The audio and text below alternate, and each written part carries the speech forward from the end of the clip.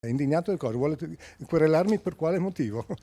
Sì, casomai sarà il contrario, no? Esattamente, Ecco. ma faremo controquerela. Sorriso amaro per Alfredo Sturlese, titolare di Toni del Spin, dopo l'annuncio di querela per diffamazione da parte del 27enne nordafricano ripreso la notte di domenica 2 luglio mentre rubava all'interno del locale dopo aver forzato un portone. Io questa persona non la conosco e io non ho messo nessun filmato in internet, ho consegnato i video ai carabinieri dopo regolare denuncia, perciò è vero che questo è ancora comunque a piede libero e continua a fare altri locali. Il riferimento è sia all'altro colpo del ladro nella vicina osteria contemporanea che quello messo a segno venerdì scorso all'osteria da Rossetto lungo la Feltrina.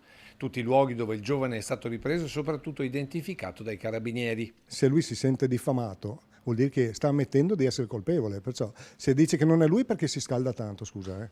Intanto Sturlese sta provvedendo a rinforzare ulteriormente gli infissi con blindature inferriate. E adesso facciamo blindatura anche alle finestre e vediamo se qualcuno riesce a entrare, se non spaccano tutti i Ma vetri. perché uno deve diventare una fortezza al giorno d'oggi? È quello che sto dicendo io, cioè se uno deve lavorare per spendere soldi, per barricarsi dentro, cioè non vedo più il motivo di lavorare, insomma. Cioè, C'è tanta amarezza però. sì, ma tantissima, tantissima. E queste cose mi fanno arrabbiare parecchio.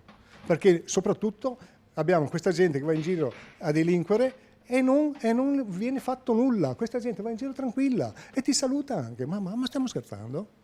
Cioè io mi spacco la schiena dalla mattina alla sera, io lavoro 7 giorni su 7 in questo locale, cioè 15 ore al giorno e devo buttare via i soldi così perché un deficiente viene dentro e ti porta via quello che tu hai fatto nella giornata. Ma dai.